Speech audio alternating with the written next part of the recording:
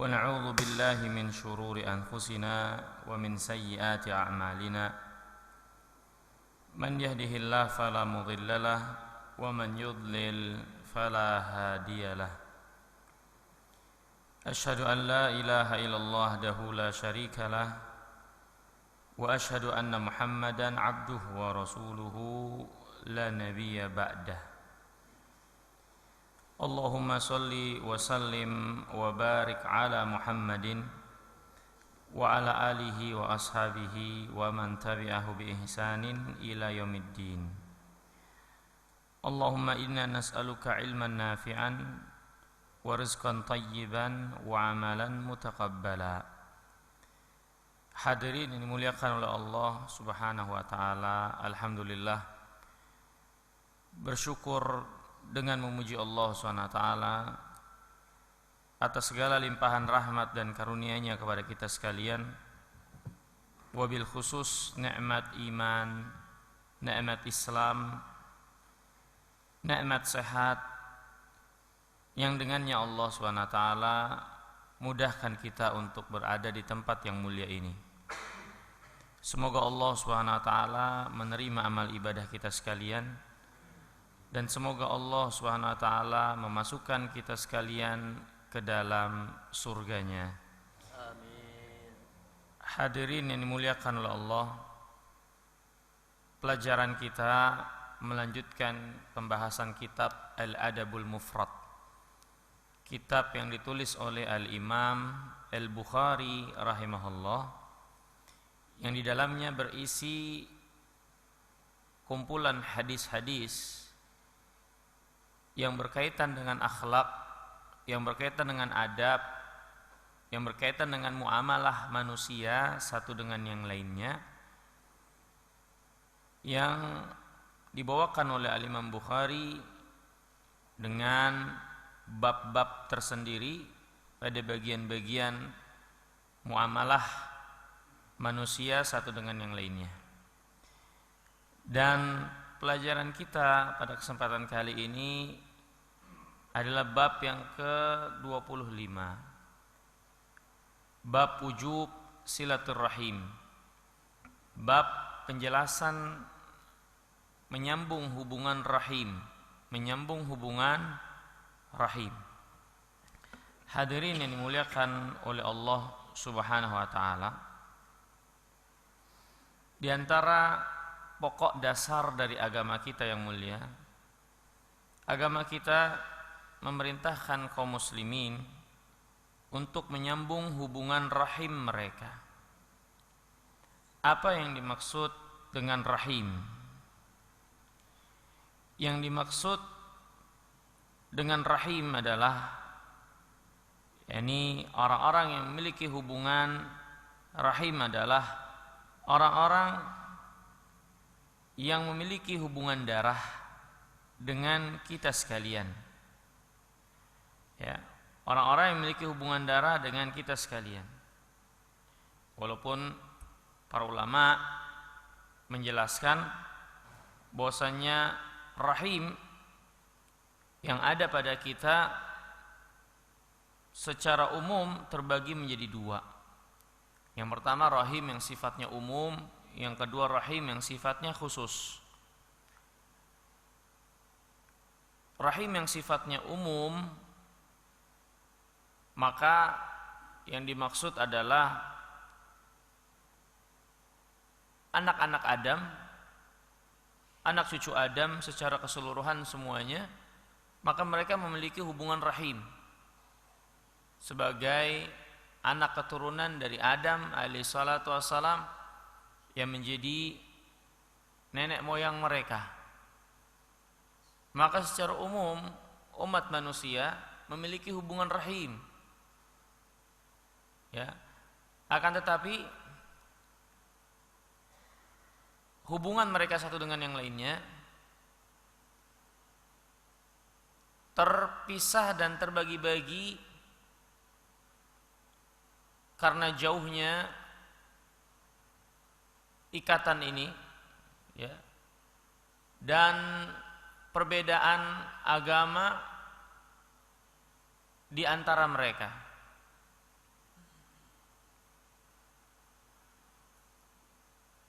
bagaimana cara menghubungi rahim yang sifatnya umum ini, maka masing-masing kedudukan dijelaskan oleh agama kita yang mulia. Rahim dengan orang-orang kafirin, bagaimana cara menghubungkannya?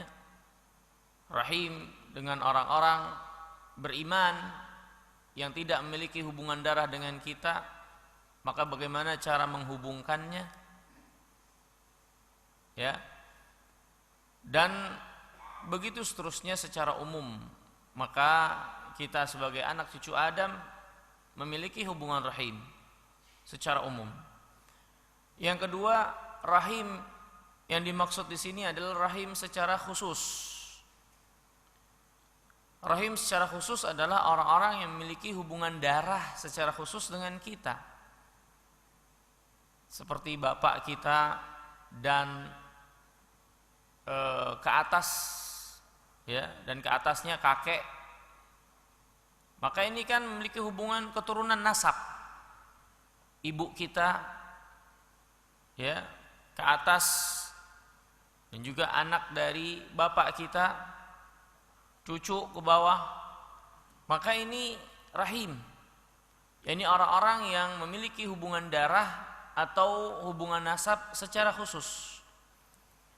Rahim yang khusus inilah yang datang keterangan dari syariat untuk kita pelihara dan jaga secara khusus, untuk disambung secara khusus, di mana keutamaan bagi orang-orang yang melakukannya telah dijelaskan oleh agama ini, dan ancaman bagi orang-orang yang meninggalkan telah dijelaskan juga oleh agama kita yang mulia ini. Dan penjelasan bab ini adalah mengenai menyambung hubungan rahim yang sifatnya khusus, bukan yang sifatnya umum. Karena yang sifatnya umum nanti terpecah menurut hubungan kedekatan keimanan, hubungan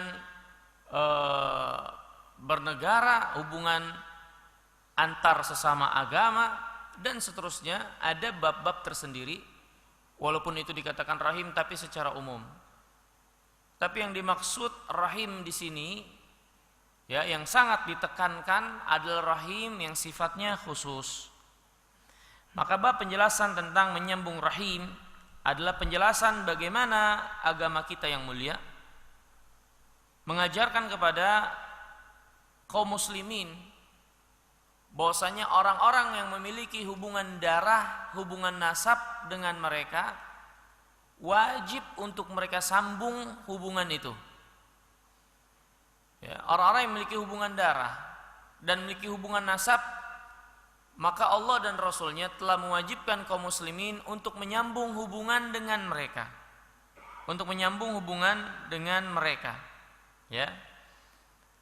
Dan menyambung hubungan dengan mereka, para ulama menjelaskan adalah dengan berbuat baik kepada mereka, berlemah lembut dengan mereka,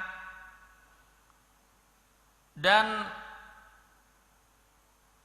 melakukan perkara-perkara yang ini dikatakan sebagai perbuatan menyambung, bukan memutuskan. Dengan kita menghubungi mereka, menziarahi mereka, bersikap lembut kepada mereka, ya, berwajah ceria dengan ketika bertemu mereka, ya, maka ini adalah perkara-perkara yang masuk ke dalam bagian menyambung hubungan rahim itu, ya. Bahkan termasuk bagian dari menyambung hubungan rahim yang diperintahkan oleh syariat, yaitu membalas keburukan mereka dengan kebaikan. Membalas keburukan mereka dengan kebaikan. Ketika mereka memutus, maka kita terus menyambung. Ini bagian dari menyambung hubungan rahim, ya. Mari kita baca hadis-hadis yang dibawakan oleh Imam Al-Bukhari tentang masalah ini. Hadis yang ke 34, ya. Dari Abu Hurairah radhiyallahu taala an, lamma nazalat hadhil ayah, kata Abu Hurairah ketika turun ayat ini, wa anzir ashiratakal aqrabin, peringatkanlah, berilah peringatan kepada keluargamu yang terdekat, berilah peringatan keluargamu yang terdekat. Maka Rasulullah SAW pun menegakkan perintah Allah Subhanahu wa taala ini dan menyeru kepada keluarganya yang terdekat, yakni menyeru mereka kepada Islam. Rasulullah bersabda, ya bani Ka'ab ibn Lu'ay, ankidu anfusakum minan nar. Wahai bani Ka'ab bin Lu'ay, selamatkan diri kalian dari api neraka. Ya bani Abdi Manaf, ankidu anfusakum minan nar. Wahai anak cucu Abdi Manaf, selamatkan diri kalian dari api neraka. Ya bani Hashim, wahai bani Hashim, ankidu anfusakum minan nar, selamatkan diri kalian dari api neraka. Ya bani Abdul Muttalib, wahai anak-anak Abdul Muttalib, ankidu anfusakum minan nar, selamatkan diri kalian dari api neraka. Ya Fatimatu binta Muhammadin, wahai Fatimah anaknya Muhammad sallallahu alaihi wasallam, ankidhi nafsaki minan nar, selamatkan diri kamu dari api neraka. Fa inni la amliku laki minallahi syai'an, sesungguhnya aku tidak bermanfaat untukmu wahai Fatimah di sisi Allah sedikit pun juga. Yani kalau kamu tidak taat kepada Allah, kalau kamu kufur, kalau kamu tidak beribadah kepada Allah SWT, maka aku tidak bisa bermanfaat apapun di hadapan Allah karena kejelekan yang kau lakukan. Ghairu anna lakum rahiman sa'abulluha bibilaliha, kecuali karena aku memiliki hubungan rahim dengan kalian, ya, yang hubungan rahim ini pasti aku akan sambung. Dalam riwayat yang lain, aku akan sambung walaupun dengan salam, ya. Maka hadirin yang dirahmati dan dimuliakan oleh Allah Subhanahu wa taala, hadis yang mulia ini memberikan pelajaran yang besar untuk kita sekalian. Di antara pelajaran dari hadis yang mulia ini, yang pertama, Nabi yang mulia alaihi wasallam adalah orang yang paling terdepan mengamalkan setiap perintah Allah SWT. Tidak ada perintah Allah SWT melainkan Rasulullah SAW bersegera untuk mengamalkannya. Di antaranya ketika turun firman Allah, wa anzir ashiratakal aqrabin, peringatkan keluargamu yang terdekat. Maka Nabi SAW langsung memperingatkan mereka. Memperingatkan mereka agar menyelamatkan diri mereka semua dari api neraka dengan beriman, dengan beribadah kepada Allah, menghambakan diri kepada Allah. Karena kedekatan hubungan mereka dengan Rasulullah SAW tidak berarti apa-apa di hadapan Allah jika tidak diiringi dengan iman. Jika tidak diiringi dengan iman, kedekatan hubungan mereka, hubungan darah mereka dengan Rasulullah tidak ada artinya apa-apa jika tidak diiringi dengan keimanan yang benar. Maka ini hadirin yang dimuliakan oleh Allah SWT memberikan kepada kita pelajaran juga bahwasanya seseorang gak bisa semerta-merta membanggakan dirinya kalau dia itu keturunan Nabi yang mulia alaihi wasallam. Itu pun kalau benar dia keturunan Nabi SAW. Kalaupun dia benar keturunan Nabi SAW, dia nggak bisa semerta-merta membanggakan diri, saya keturunan Nabi, saya pasti surga. Nggak bisa dia melakukan itu.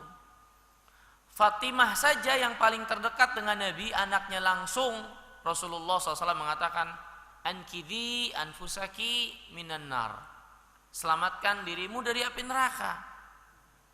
Aku nggak bisa berbuat apa-apa untukmu di hadapan Allah. Ini kalau kamu tidak beriman, kalau kamu kufur, enggak bermanfaat hubungan kita. Allah berfirman, fa idza nufikha fis sur fala ansaba yauma idzin wala yatasaalun. kalau sudah ditiupkan sangkakala nanti, maka hubungan nasab tidak bermanfaat lagi satu dengan yang lainnya. Bahkan tidak akan saling tanya, kata Allah SWT. Maka nasab seseorang tidak bisa menolongnya nanti di yaumul qiyamah jika dia tidak mengiringinya dengan iman dan amal saleh. Rasulullah sallallahu alaihi wasallam bersabda, "Man batta'a bihi 'amaluh lam yusri' bihi nasabuh." Barang siapa yang amalnya lambat, maka nasabnya walaupun tinggi sekalipun, memiliki nasab keturunan, tidak akan bisa mempercepat dia. Maka hubungan nasab nanti yaumul qiyamah enggak ada artinya apa-apa di hadapan Allah jika tidak diiringi dengan iman dan amal saleh. Ya, maka seorang jika pun benar keturunan Nabi, itu enggak bisa dia jadikan alat untuk mengelabui manusia, memproklamirkan diri sebagai penghuni surga secara khusus. Enggak bisa. Ya, karena Nabi sendiri berkata kepada anaknya langsung, selamatkan dirimu dari api neraka. Kalau anaknya sendiri dikatakan seperti ini, bagaimana orang-orang yang jauh dengan Nabi SAW walaupun benar keturunannya? Ya. Kemudian hadirin yang dimuliakan Allah SWT, hadis ini juga menjelaskan kepada kita sekalian, annal aqrab lirrajul man kana yajma'uhu huwa wajaddu a'la. Yang namanya kerabat seseorang yang memiliki hubungan rahim diantaranya adalah orang-orang yang memiliki nasab keturunan satu, ya, dari arah bapak ke atas, seperti Bani Abdi Manaf. Itu beberapa generasi dari Nabi SAW baru berkumpul. Ya, Bani Hashim itu beberapa generasi. Ya, Abdul Muthalib itu kakek Rasulullah SAW. Anak dari kakek Nabi SAW ini memiliki hubungan rahim, kerabat bagi Nabi SAW. Ya, maka yang namanya kerabat itu yang memiliki hubungan nasab. Ya, bapak, kakek dan ke atas terus. Ya. Kemudian hadirin yang dimuliakan oleh Allah SWT, para ulama menjelaskan, ya, wasir fil amri bi indharil aqrabin awalan anal hujjah idza qamat alaihim ta'addat ila ghairihim. Mengapa Islam sangat memberikan perhatian kepada kaum muslimin menjaga hubungan rahim mereka, wabil khusus menjaga hubungan rahim dengan saling memberikan peringatan, saling memberikan nasihat. Ya, di antara termasuk bagian cara menyambung hubungan rahim adalah dengan saling menasehati. Kita punya keluarga yang memiliki hubungan nasab dan darah pada kita, belum sholat, kita ingetin sholat. Masih pakai jimat, kita ingetin jangan pakai jimat. Ya, masih berbuat kesyirikan, datang ke dukun, kita kasih tahu. Ini termasuk menyambung hubungan rahim. Dan para ulama menjelaskan rahasia kenapa orang terdekatlah yang terlebih dahulu harus diperingatkan, harus diingatkan dari yang jauh. Karena ayat ini diantara ayat yang datang awal-awal permulaan dakwah Nabi yang mulia alaihissalam. Nabi diperintahkan untuk memperingatkan orang-orang terdekat nasabnya dengan beliau. Apa rahasianya yang terdekat ini didahulukan? Para ulama mengatakan karena hujjah. Kalau tegak pada mereka, maka ini akan merembet ke yang lainnya.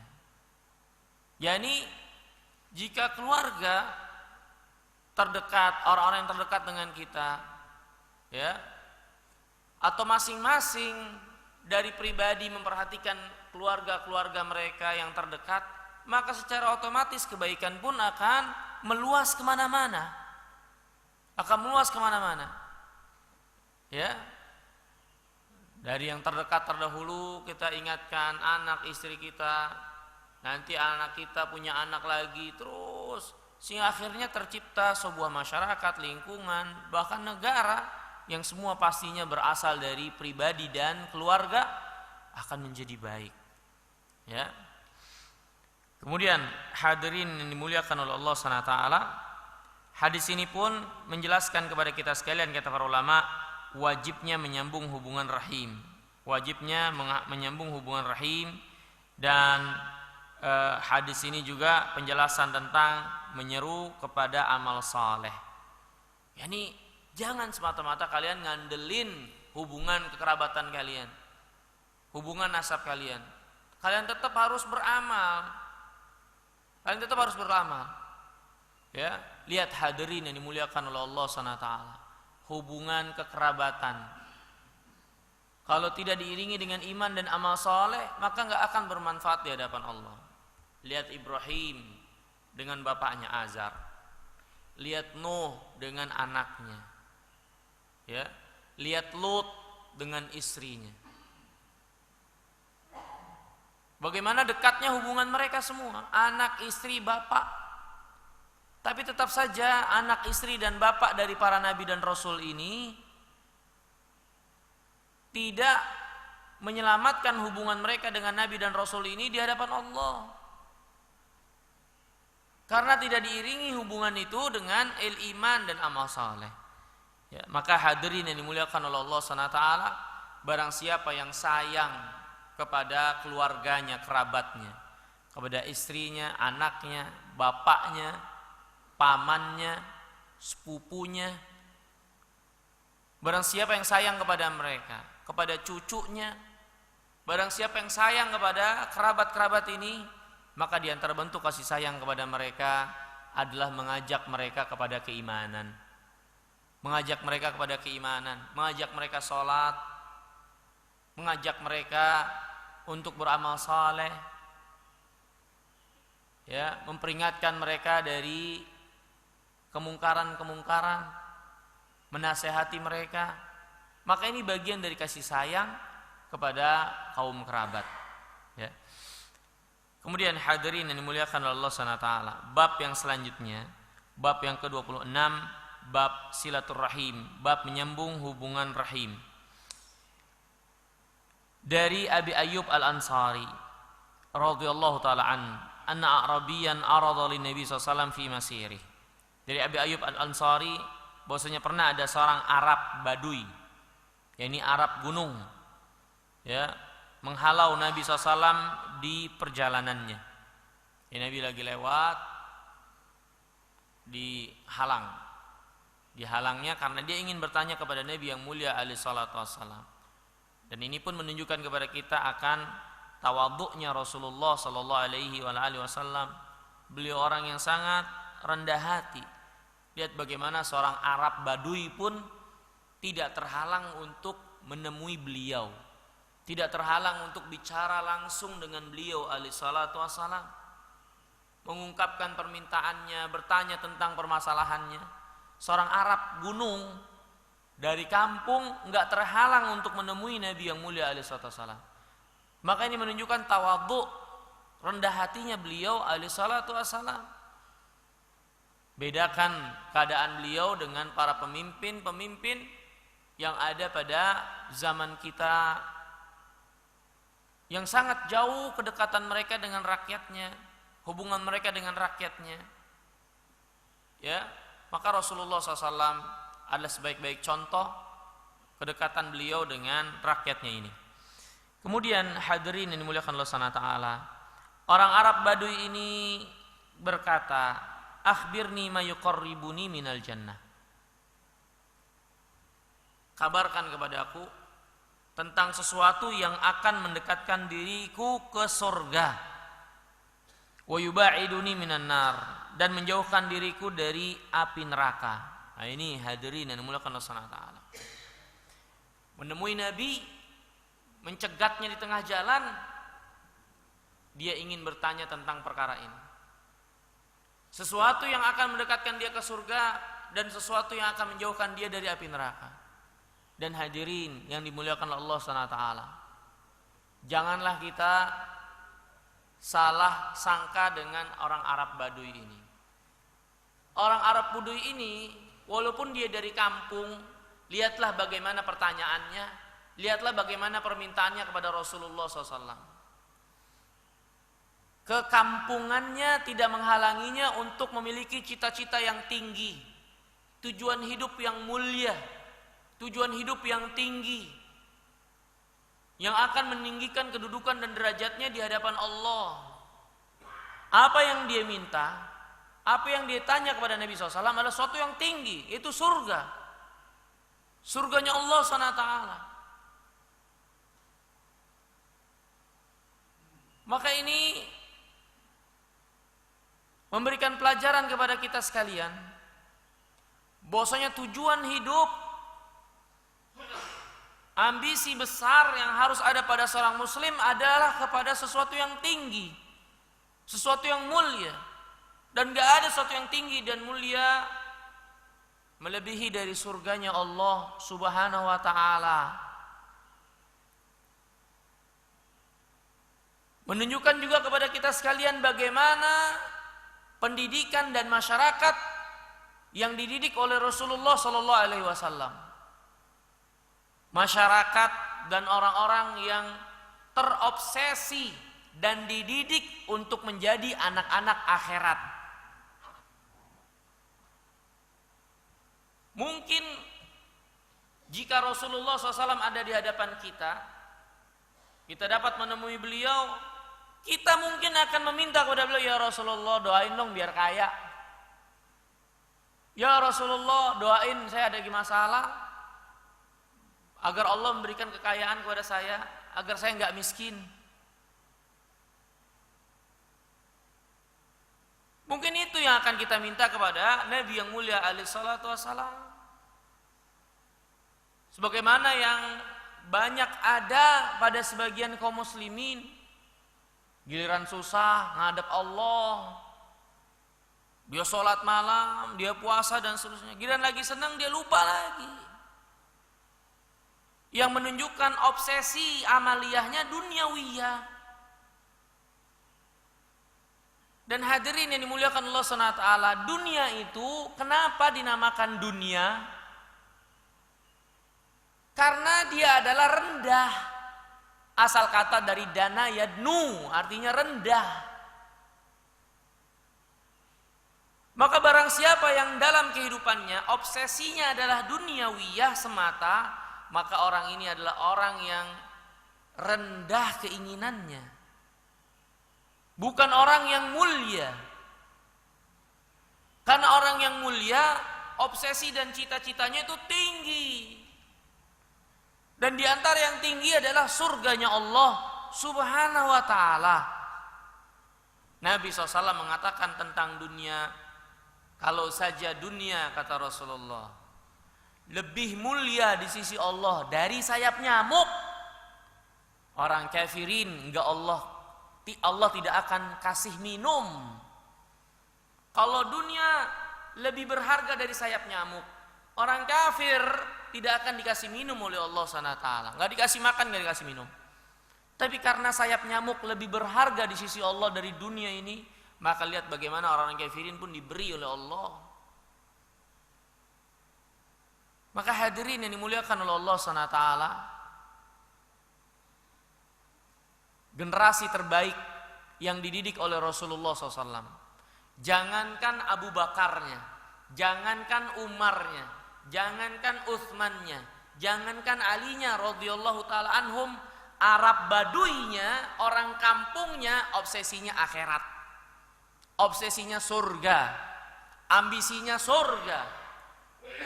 Jangankan sekelas Abu Bakar dan sahabat-sahabat besar lainnya, orang kampungnya surga obsesinya. Maka inilah mereka orang-orang yang dididik oleh Nabi yang mulia alaihi salatu wassalam.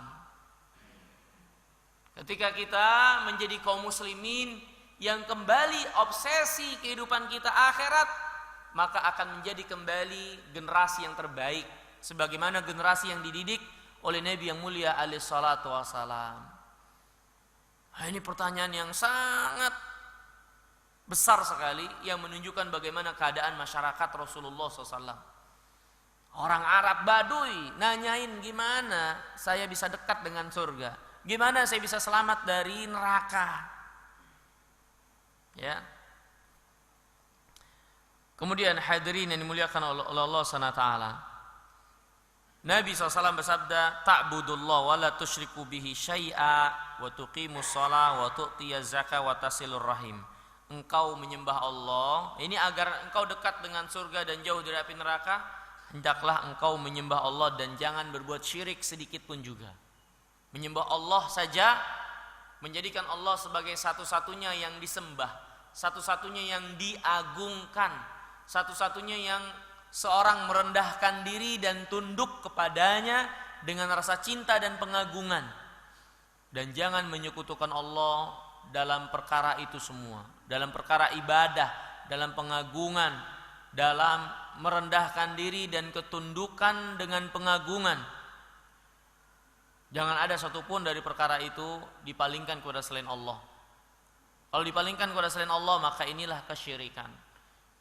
Sembahlah Allah saja dan jangan berbuat syirik, modal utama. Kalau pengen dekat dengan surga, masuk surga, bertauhid. Karena tanpa ini nggak akan ada yang namanya surga bagi seseorang. Allah berfirman, innahu man yusyrik billah faqad harramallahu alaihil jannah wa ma'wahun nar. Sesungguhnya barang siapa yang menyekutukan Allah, membuat sekutu bagi Allah, meyakini tandingan-tandingan bagi Allah, maka Allah akan haramkan baginya surga dan tempatnya adalah neraka. Syarat utama masuk surga adalah bertauhid, mengesahkan Allah di dalam ibadah. Wa tuqimus shalah. Untuk mendekatkan kamu ke surga, tegakkan salat. Tegakkan salat, bukan kerjain salat. Kalau mengerjakan salat, maka tidak memperhatikan rukun, tidak memperhatikan tumakninah. Yang penting ngerjain, tidak memperhatikan keutamaan kewajiban-kewajibannya, kesempurnaannya, tidak memperhatikan waktunya, maka semua juga bisa. Tapi yang diinginkan oleh agama kita menegakkan sholat. Apa yang dimaksud dengan menegakkan sholat? Itu seorang mengerjakan sholat dengan memenuhi rukun-rukun dan syarat-syarat sholatnya, serta apa-apa yang dapat menyempurnakannya. Dia pelihara tumakninahnya, dia pelihara syarat-syaratnya, wudunya, dia pelihara waktunya, dia tidak abaikan dan lalaikan, dia tidak remehkan, dia kerjakan menurut koridor waktu yang dijelaskan oleh agama dan diperintahkan. Istimewa dia sholat di awal waktu. Istimewa lagi yang laki-laki menjaga berjamaahnya. Maka ini bagian dari menegakkan sholat yang akan mendekatkan ke dalam surga dan menjauhkan dari api neraka. Wa tu'tiyaz zakah. Kemudian kata Nabi, engkau menunaikan zakat, mengeluarkan zakat. Ini mengeluarkan bagian dari hartamu berdasarkan kadar tertentu, batasan tertentu yang telah diwajibkan oleh Allah. 85 gram emas dari harta yang mengendap emas, perak ataupun uang. 85 gram emas, kalau sudah mencapai 85 gram emas, maka dikeluarkan 2,5%-nya setiap tahunnya. Menunaikan zakat menurut apa yang ditentukan oleh syariat. Wa tasilur rahim, dan yang berikutnya yaitu menyambung hubungan rahim. Ini yang menjadi pelajaran kita. Bahwasanya di antara keutamaan menyambung hubungan rahim, menyambung hubungan rahim adalah amaliyah yang akan mendekatkan ke surga dan menjauhkan dari api neraka. Hadirin yang dimuliakan oleh Allah SWT. Bahkan dalam hadis yang lain Rasulullah sallallahu alaihi wa alihi wasallam menjelaskan bahwasanya ketika dibentangkan sirat, yakni jembatan di atas api neraka, di atas jurang neraka. Maka Allah akan tegakkan di samping sirat itu amanah dan rahim. Amanah dan rahim. Allah akan tegakkan di samping dari sirat itu amanah dan rahim,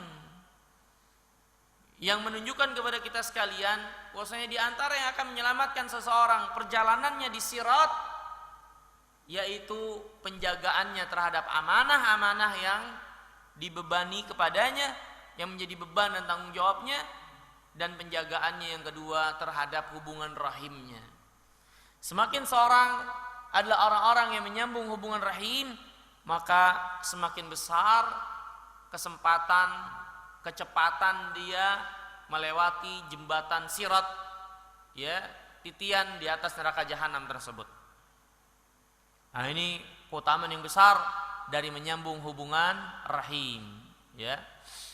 Kemudian hadirin yang dirahmati Allah Ta'ala, hadis yang berikutnya, hadis yang ke-36 dari Abu Hurairah radhiyallahu taala anna Rasulullah sallallahu alaihi wasallam qala khalaqallahu azza wa jalla al-khalqa falamma faragha minhu qamatir rahim faqala mah qala hadha maqamul a'id bika minal qati'ah qala ala tardain an asil man wasalaki wa aqta man qata'aki qalat bala ya rab fadzalika laki thumma qala Abu Hurairah iqra'u ma syi'tum iqra'u in syi'tum fahal asaitum in tawallaitum an tusidu fil ard wa tuqatti'u arhamakum.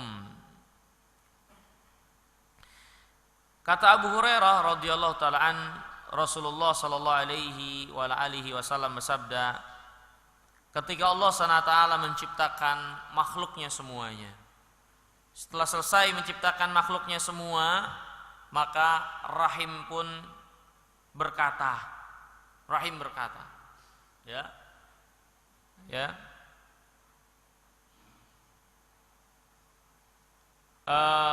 ini rahim berkata mah, ya, rahim berkata mah, madza lil istifham. Ini mah ini maksudnya madza. Ini apa yang akan didapatkan? Apa yang akan didapatkan? Ini maksudnya rahim bertanya kepada Allah Subhanahu wa taala. Maka Allah SWT berfirman mah, ya, madza, apa yang akan didapatkan? Qalat, kemudian dikatakan,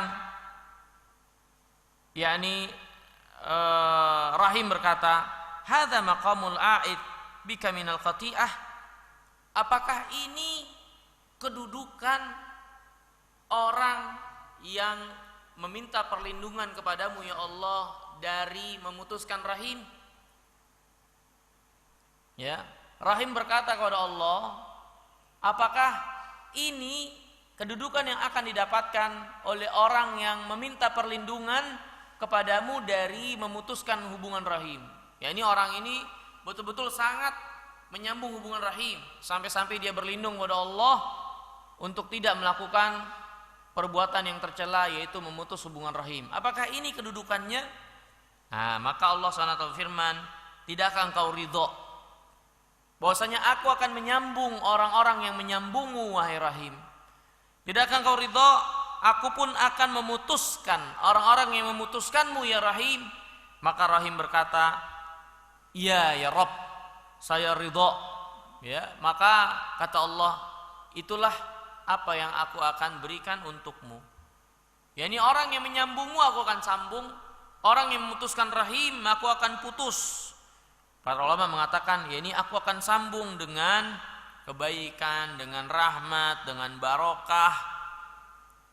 Tapi sebaliknya orang-orang yang memutuskan hubungan rahim, maka Allah akan putuskan kepadanya, putuskan keberkahan baginya. Ya, Allah akan putuskan hubungan dia dengan Allah SWT. Allah akan putuskan kebaikan-kebaikannya dan seterusnya. Kemudian Abu Hurairah membaca firman Allah SWT dalam surah Muhammad ayat 22. Fahal asaitum in tawallaitum an tufsidu fil ard wa tuqatti'u arhamakum. Bagaimanakah keadaan kalian? Bisa jadi kalian ini ketika kalian jadi orang yang sukses, jadi orang yang sukses di dunia, kalian malah berbuat rusak, kalian malah berbuat kerusakan. Ini teguran dari Allah bagi orang-orang yang mungkin Allah berikan bagian dunia. Ketika kalian sukses, berkuasa, punya harta, kalian malah berbuat kerusakan di muka bumi ini. Ini jangan sampai kalian berbuat itu. Apa yang kalian miliki dari bagian dunia, kalian pergunakan untuk berbuat kerusakan. Dan di antara perbuatan kerusakan, memutus hubungan rahim. Antufsidu fil ard wa tuqatti'u arhamakum. Kalian berbuat kerusakan di muka bumi dengan perbuatan maksiat dan kalian memutuskan hubungan rahim. Ini hadirin yang dimuliakan Allah Subhanahu wa taala. Tantangan bagi orang-orang yang Allah berikan harta. Bahwasannya di antara yang banyak ada pada manusia, ketika sudah sukses diberikan harta, biasanya lupa hubungan kekerabatan, melupakan orang tua, melupakan kerabat. Sebagian mereka bahkan menganggap saudara-saudara itu cuma beban saja, orang tua itu membebani saja, ngabisin duitnya saja, sehingga mereka menutup pintu dari kerabat-kerabat mereka karena takut dipinjemin, takut diutangin, takut diminta hartanya. Padahal mereka kerabatnya, rahimnya, adiknya, kakaknya yang memiliki hubungan darah. Maka bagaimana keadaan kalian? Ketika kalian memiliki kekuasaan, berkuasa, banyak harta, kalian malah berbuat kerusakan di muka bumi. Mempergunakan harta kalian di dalam maksiat kepada Allah. Dan kalian putuskan hubungan rahim kalian. Ini hadirin yang dimuliakan Subhanahu wa ta'ala. Pelajaran bagi kita sekalian. Jangan sampai harta yang kita miliki membuat kita menjadi orang-orang yang memutuskan hubungan rahim. Ya, sehingga berbuat jelek kepada saudara, kerabat, saudara kandung, karena mereka susah. Kita merasa kita yang sering ngasih, udah dikasih mulu, minta terus dan seterusnya. Ya, menyombongkan diri dari mereka, maka ini tidak dibolehkan. Kata Allah, ulaikal ladzina la'anahumullah. Yang seperti itu adalah orang yang dilaknat oleh Allah. Yang dilaknat oleh Allah SWT. Yang Allah akan jauhi dari rahmatnya. Allah akan putuskan dia dari rahmatnya. Maka Abu Hurairah membacakan ayat ini menunjukkan kepada kita sekalian di mana para sahabat senantiasa memadukan antara firman Allah dan hadis Nabi SAW. Gak ada pertentangan. Apa yang dikatakan oleh hadis diantaranya adalah seperti yang dikatakan oleh Allah dalam Al-Quran. Sehingga Abu Hurairah memadukan hadis Nabi SAW dengan firman Allah, berkesesuaian. Ya, laknat Allah yang Allah akan berikan kepada orang-orang yang memutuskan hubungan rahim. Allah akan putus mereka dari rahmatnya. Dan Nabi SAW menjelaskan, Allah berfirman kepada rahim, tidakkah engkau ridho, aku akan sambung orang yang menyambungmu, aku akan putus orang-orang yang memutuskanmu. Ya, maka ini hadis ini juga menjelaskan kepada kita sekalian akan keutamaan dari menyambung hubungan rahim dan juga celaan, ya, dan perbuatan jelek diantaranya adalah bagi orang-orang yang memutuskan hubungan rahim. Ya. Kemudian hadirin yang dimuliakan Allah Subhanahu wa taala, ya.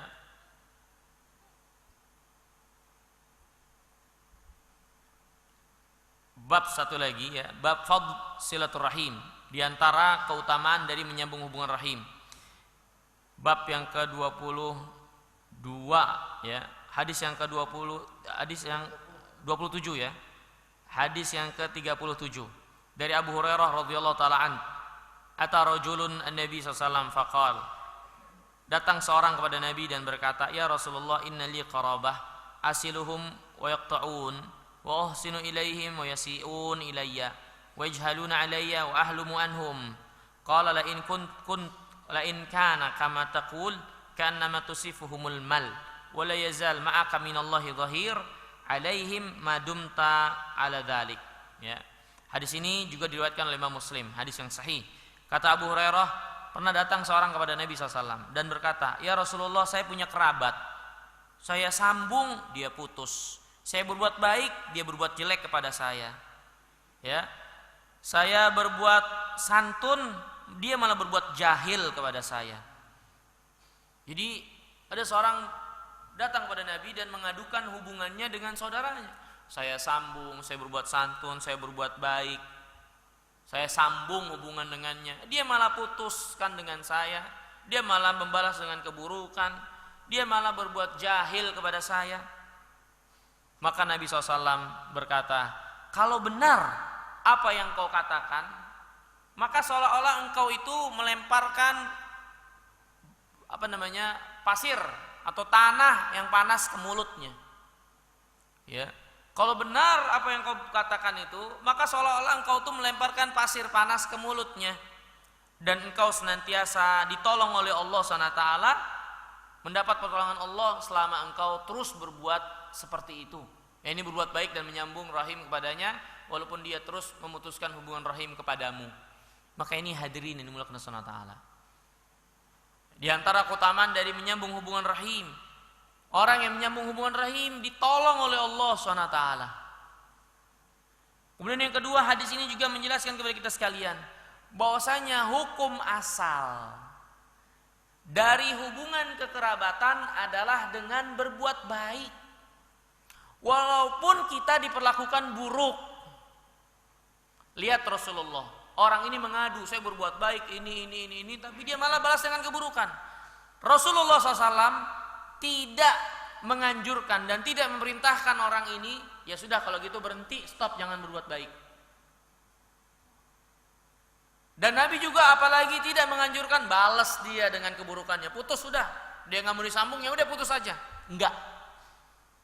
Tapi Nabi SAW justru memberikan motivasi dan mendorong, Allah akan senantiasa menolongmu kalau engkau melakukan demikian terus, ya, senantiasa demikian. Ya, ini senantiasa menyambung, Allah akan menolongmu.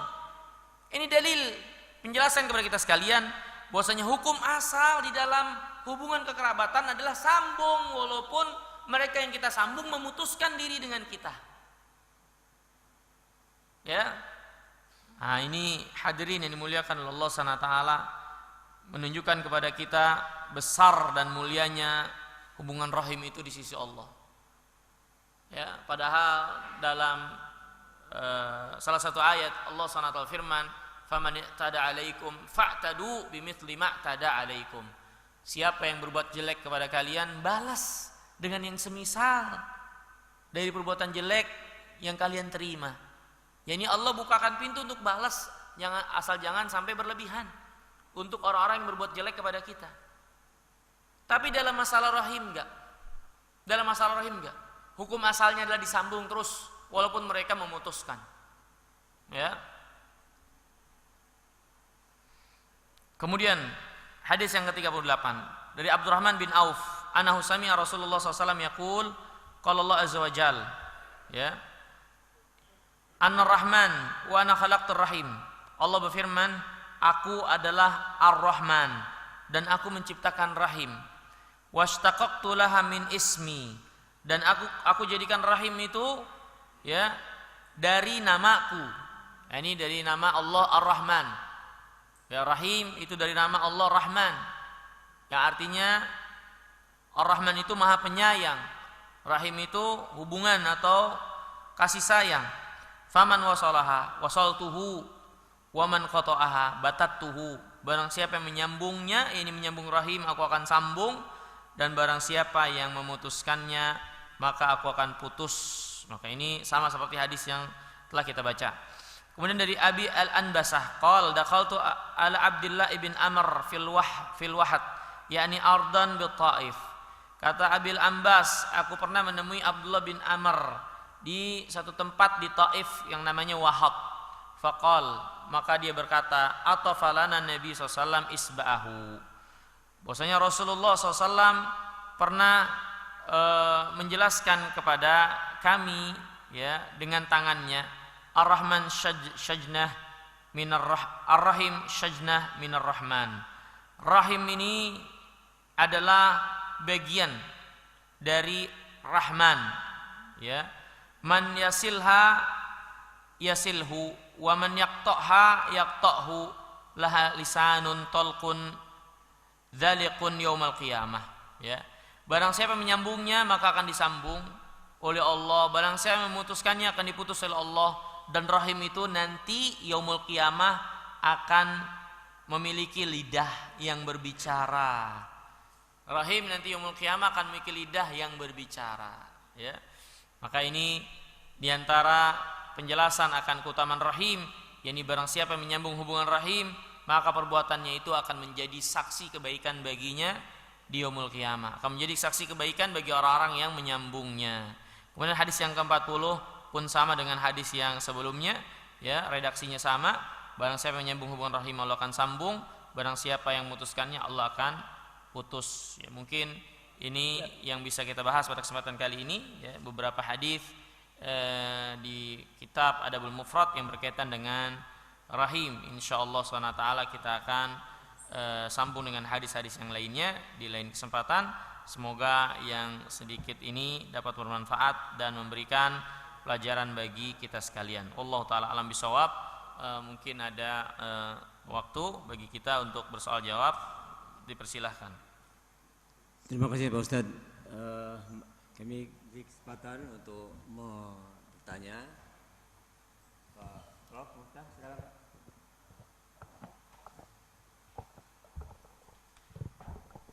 Assalamualaikum warahmatullahi wabarakatuh. Waalaikumsalam. Silaturahim, menjalin kasih sayang, terutama kepada kerabat yang khusus tadi. Cara yang terbaik, yang afdol kayak apa? Silaturahim. Sekarang kan modernisasi dunia ini semakin hari semakin modern. Dulu Rasulullah tidak ada HP ini. Sekarang HP itu tiap hari kita bawa. Ke masjid juga dibawa. Kemana-mana dibawa itu. Ke kamar mandi juga dibawa. Ya, takut ketahuan ya. Iya. Kira-kira apa yang paling afdol, yang paling loh ya. Bukan hanya afdol aja, yang paling afdol sekarang Ya. kayak apa? Ya. Assalamualaikum warahmatullahi wabarakatuh. Assalamualaikum warahmatullahi wabarakatuh. Ya. Wallahu taala alam, ya. Di antara yang paling afdol menyambung hubungan rahim yang bisa kita lakukan adalah dengan memberikan nasihat, petuah kebaikan, memerintahkan kepada kebaikan dan melarang dari kejelekan yang dilakukan oleh orang-orang yang memiliki hubungan rahim dengan kita. Iya, Pak. Iya, Pak. Bahwa gila ini paling tidak jangan sampai melebihi dari 2 hari untuk saling berwasiat. Wasiati seperti pada cucu kita, anak kita, untuk tadi menggapai yang tertinggi itu. Ya. Sholatmu gimana, sedekahmu gimana, dan lain-lainnya. Itu 2 hari minimal jangan sampai lupa kita. Ya. Jadi kalau orang yang tidak pernah wasiat itu menurut Rasulullah ya termasuk yang barangkali silaturahminya masih minus itu. Gimana Ustaz? Silahkan. Ya. Ya ada jadi yang utama adalah tadi ya ini menyambung hubungan rahim dengan menyambung mereka agama mereka, nasihat untuk Allah SWT, ya. Karena dengan itu akan menyambung terus hubungan kita dengan mereka sampai yaumul qiyamah. Karena hubungan rahim ini akan bermanfaat dan berguna kalau terus diikat bukan hanya dengan nasab tapi diikat dengan keimanan. Karena orang-orang beriman mereka pun di antara nikmat yang Allah akan berikan, mereka akan kembali dikumpulkan dengan anak cucu mereka yang beriman sama dengan mereka. Ya, ini di antara kenikmatan penghuni surga yaumul qiyamah, sebagaimana yang difirmankan oleh Allah dalam surat Tur, walladzina amanu wattaba'athum dzurriyyatuhum biimanin alhaqna bihim dzurriyyatahum. Dan orang-orang beriman yang kemudian keimanan mereka diikuti oleh anak cucu mereka, kami akan kumpulkan mereka bersama-sama nanti yaumul qiyamah. Jadi hubungan nasab yang sudah diikat oleh Allah dijalin juga dengan hubungan keimanan, maka ini akan melanggengkan hubungan itu sampai yaumul qiyamah. Tapi kalau terputus dengan sebab beda keyakinan dan keimanan, akhirnya hubungan nasab juga nggak akan ada gunanya yaumul qiyamah. Maka sebaik-baik untuk mengikat hubungan rahim dan menegakkan hubungan rahim adalah menegakkan nasihat, saling menasihati, mengingatkan agar terus dalam keimanan, seperti yang dilakukan oleh Nabi Allah Yakub alaihissalam. Menjelang akhir kematiannya, menasihati dan mewasiatkan kepada anak-anaknya, ma ta'buduna min ba'di. Siapa yang kalian sembah kalau aku mati? Mereka katakan, na'budu ilahak, kami akan menyembah Tuhanmu dan Tuhan bapakmu Ibrahim, dan seterusnya. Ibrahim menjelang kematiannya, Yakub menjelang kematiannya menasihati kepada anak-anaknya ini, yang ngingetin siapa yang akan kalian sembah, ya, gimana akidah kalian. Maka ini dalil contoh teladan dari para nabi dan rasul, sampai menjelang kematiannya terus menjaga dan memperhatikan keimanan daripada keluarga mereka. Nah, seperti itu. Kemudian mengenai hadis Nabi yang mulia SAW, ini ada hadis Nabi SAW, tidak halal bagi seseorang, ya, melewati 3 hari, ya, tidak memiliki wasiat yang harus dia wasiatkan, yang dia tulis, ya.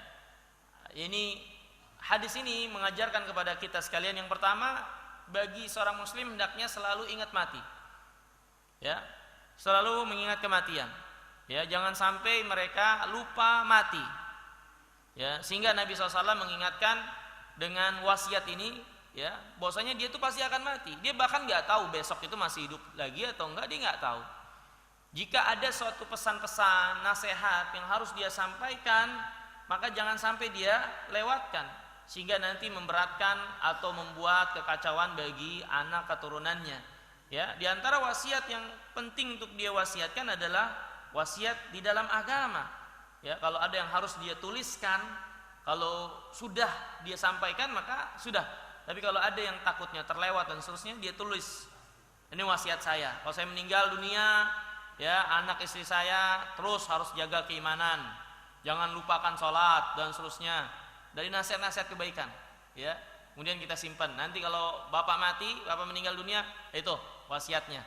Ya, termasuk yang lainnya.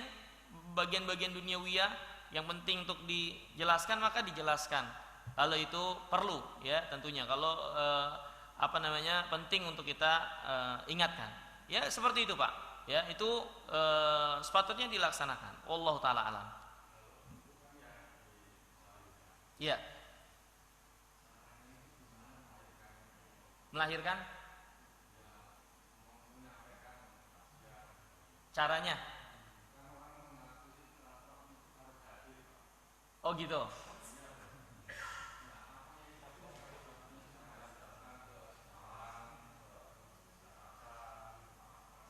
Anak-anak.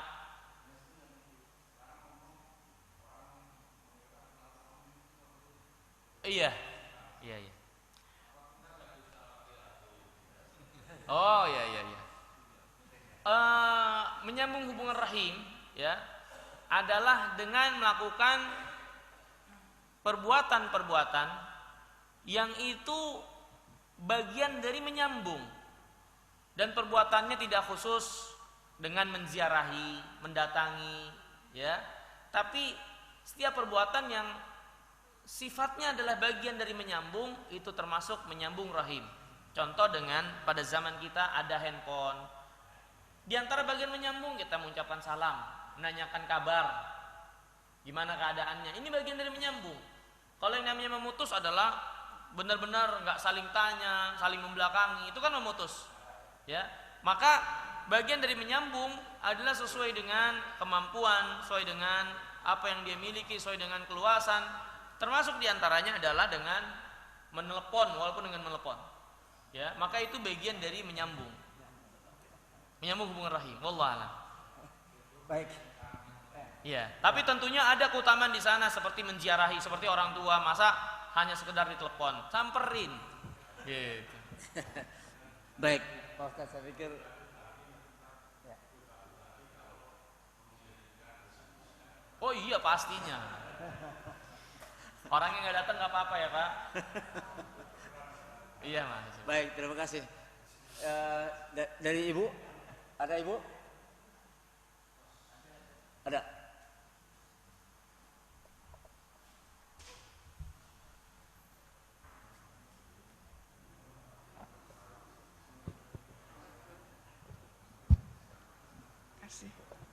Bismillahirrahmanirrahim. Assalamualaikum warahmatullahi wabarakatuh. Waalaikumsalam warahmatullahi wabarakatuh. Ustadz, tadi tekanan dari pelajaran pagi ini adalah silaturahim khusus untuk yang hubungan nasab atau hubungan darah yang harus dipelihara dan disambung juga secara khusus. Sedangkan tadi rahim itu terdiri dari yang umum, dibagi yang umum dan khusus. Nah, pertanyaannya adalah tadi kami cukup jelas untuk hubungan khusus, untuk hubungan yang umum, tapi umum pun khusus, yang seiman misalnya, ya. Itu apakah ada batasan-batasan dan bagaimana hukumnya kalau kita sudah berusaha menjalin hubungan yang baik itu, tapi balasannya seolah-olah mereka tidak dibalas dengan keinginan untuk berhubungan dengan baik lagi. Ya. Apakah ada batasan-batasannya? Karena tadi kalau dikhususkan terus gitu kan. Nah, kalau ini bagaimana? Gitu? Apakah ada batasannya? Terima kasih. Wassalamualaikum warahmatullahi wabarakatuh. Waalaikumsalam warahmatullahi wabarakatuh. Iya. Pertanyaan yang sangat bagus sekali, itu berkaitan dengan hubungan rahim yang sifatnya umum. Akhirnya mungkin dia nggak memiliki hubungan kerabat, tapi dia seiman dengan kita. Ya, maka bagaimana hubungannya dengan kita dan bagaimana menyambungnya? Insya Allah ada pembahasan khusus tentang masalah ini. Bagaimana sikap kita kepada orang beriman secara umum, pada orang yang terdekat dari orang beriman kepada kita, tetangga, bagaimana dengan tetangga. Bahkan dengan orang kafir sendiri pun ada aturannya bagaimana menjalin hubungan dengan mereka, dijelaskan secara lengkap oleh Nabi yang mulia salawatullah wassalamuhu alaihi. Adapun berkaitan dengan orang-orang yang memiliki rahim umum ya maka ya menyambung mereka, kalau mereka saudara seiman maka namanya menyambung ukhuwah islamiyah, persaudaraan Islam, persaudaraan iman yang harus kita sambung. Ya, tapi permasalahannya gimana ketika ada suatu keadaan di mana kita sambung dia putus, dia memutuskan kita atau dia berbuat jelek kepada kita, apakah kita terus sambung dan seterusnya? Maka perlu diperhatikan, nanti akan ada bahasannya secara detail rinci, tapi saya sebutkan secara umum. Sebabnya apa? Sebabnya apa dia memutuskan kepada kita? Apa sebab permasalahannya? Kalau sebabnya hanyalah masalah-masalah duniawiyah, masalah-masalah duniawi, maka kita nggak boleh tidak menegur saudara kita se-Islam, seiman lebih dari 3 hari. Nggak boleh lebih dari 3 hari. Kalaupun marah gara-gara duniawiyah, kita nggak boleh lebih dari 3 hari tidak menegur sapa atau saling membelakangi. Yang terbaik diantara mereka adalah yang memulai salam terlebih dahulu. Kalaupun ada permasalahan, ya kalau masalahnya duniawiyah. Kalau masalahnya masalah karena agama, ini lain hal. Misalnya orang ini mendustakan agama, ya ini orang jahil, atau orang ini meninggalkan sholat, ya kita ingin ngasih pelajaran biar dia mau sholat, akhirnya udah saya nggak mau tegur kamu selama kamu belum mau sholat. Bukan berarti kita ini untuk memberikan pelajaran agar dia sadar kalau meninggalkan sholat itu salah. Maka kalau alasannya adalah alasan agama untuk kemaslahatan yang ingin didapatkan, maka ini adalah sampai tujuan itu tercapai. Sampai tujuan itu tercapai dan nggak ada batasannya kita akhirnya menjauhi orang tersebut, ya. Kalaupun ada tujuan yang memang diharapkan, ya. Tapi secara umum, ya, kalau masalah itu hanya sekedar duniawiyah, nggak boleh tetap saling membelakangi. Kalaupun marah sampai 3 hari saja. Selebihnya kita harus tetap menegur, ya, mengucapkan salam dan tidak boleh saling membelakangi dan menyimpan permasalahan, harus diselesaikan, ya, seperti itu, ya. Jadi tetap hubungan itu dijaga walaupun tidak seperti penjagaan kepada hubungan rahim, ya. Walhal insyaallah akan ada pembahasan secara khusus tentang hubungan kita kepada sesama manusia secara umum, kepada sesama orang-orang beriman secara khusus, wabil khusus lagi mereka tetangga kita, ya. Terus juga bagaimana hubungan kita dengan orang kafirin, atau bagaimana hubungan kita dengan orang-orang yang membantu kita, ya, membantu kita di rumah dan seterusnya. Ini ada pembahasan khusus dalam kitab Adabul Mufrad ini tentang cara muamalah dengan manusia secara umum seperti itu. Wallahu taala alam. Mungkin itu, Bu. Terima kasih Ustaz. Ada lagi? Cukup? Silakan. Iya. Banyak hal itu ada hadis ataupun penjelasan tentang amal-amal soleh ini nanti di dimensi akhirat itu datang seperti makhluk. Iya. Jadi amalan-amalan soleh kita, apakah itu dari membaca Al-Quran atau dari rahim, ya, itu kelak itu akan datang membela kita, ya, sebagai makhluk. Mohon dijelaskan. Assalamualaikum.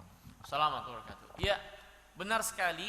Ada beberapa amaliyah yang dijelaskan oleh Nabi SAW nanti di yaumul qiyamah menjadi makhluk, dan ini yang dinamakan oleh para ulama tajsidul a'mal, penjasadan amal.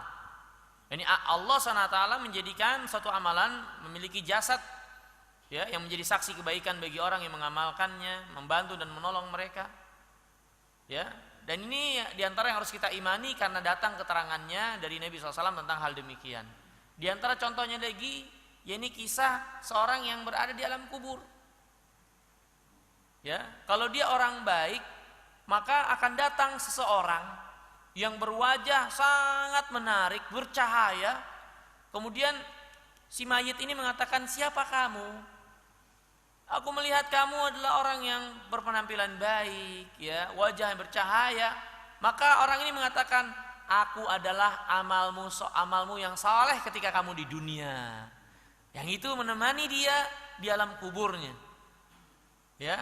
Nah, ini dalil, ya, ini diantara dalil penjelasan ada yang namanya tajsidul a'mal, penjasadan amal, ya, di yaumul qiyamah kelak. Di antaranya tadi rahim, di antaranya tadi ini amal soleh secara umum, ya. Dan itu di antara perkara yang harus kita imani, dan ada keterangannya dari beberapa hadis Nabi yang mulia sallallahu alaihi wasallam yang sahih, ya. Mungkin itu, Pak. Wallahu a'lam. Masih ada? Kalau nggak ada, mungkin Satu lagi katanya. silakan, Pak. Silakan, Pak. Iya, Pak, silakan. Satu Pak. lagi. Iya, Pak.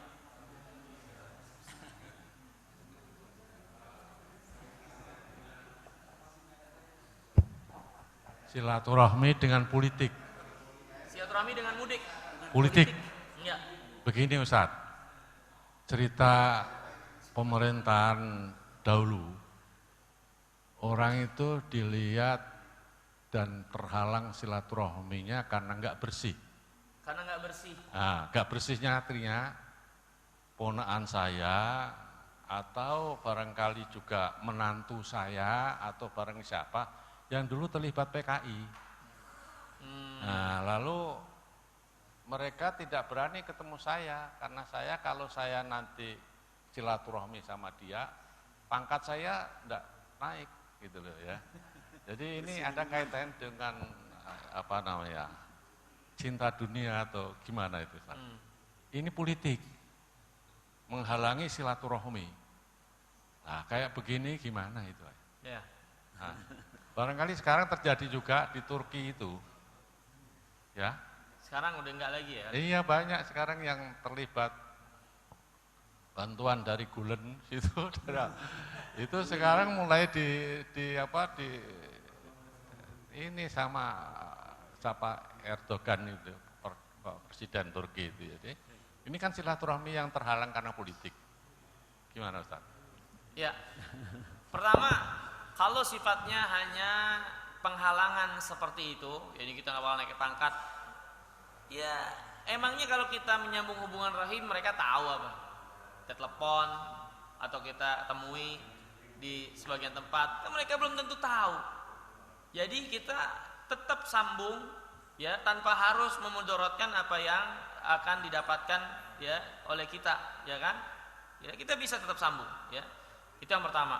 Kemudian yang kedua, terkadang rahim juga bisa terhalang, ya ini di luar dari kemampuan kita ketika mudarat lebih besar itu datang, atau yang kedua karena memang tertahan, misalnya kita punya kerabat ditahan, diisolasi di tempat tertentu karena dia bermasalah, hingga kita nggak bisa datang.